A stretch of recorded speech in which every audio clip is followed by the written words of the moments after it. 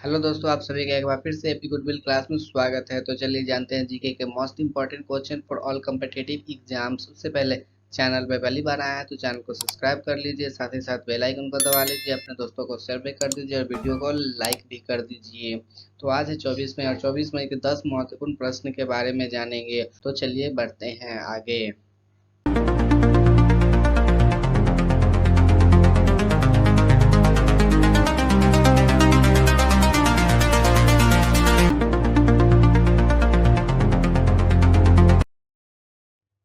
तो सबसे पहला प्रश्न, प्रतिवर्ष भारत में आतंकवाद विरोधी दिवस कब मनाया जाता है? और आपके ऑप्शंस ये रहे।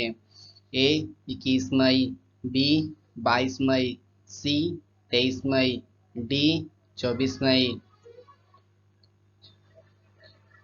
और इसका आंसर है ए 21 मई। अगला प्रश्न,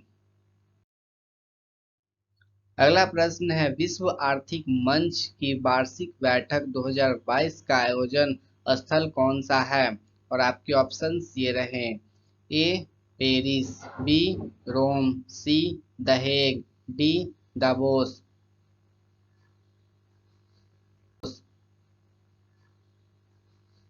और इसका आंसर है दावोस, डी। अगला प्रश्न,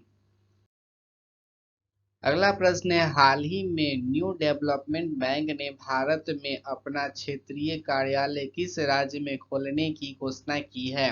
और आपके ऑप्शंस ये रहे। ए केरल, बी गुजरात, सी हरियाणा, डी उत्तर प्रदेश। और इसका आंसर है बी गुजरात। अगला प्रश्न, अगला प्रश्न, चर्चा में रही रामबन सुरंग किस राज्य या फिर केंद्र शासित प्रदेश में स्थित है? और आपके ऑप्शंस ये रहे। ए सिक्किम, बी नागालैंड, सी जम्मू कश्मीर, डी अरुणाचल प्रदेश। और इसका आंसर है सी जम्मू कश्मीर।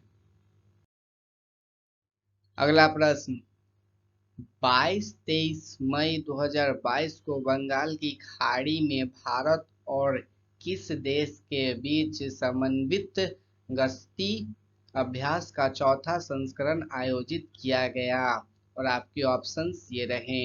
ए बांग्लादेश, बी जापान, सी श्रीलंका, डी थाईलैंड। और इसका आंसर है ए बांग्लादेश। अगला प्रश्न, अगला प्रश्न है, 24 मई 2022 को क्वाड शिखर सम्मेलन कहाँ आयोजित किया जाएगा? और आपके ऑप्शंस ये रहे। A Nai Delhi Bharat, B New York America, C Sydney Australia, D Tokyo Japan. और इसका आंसर है डी टोक्यो जापान।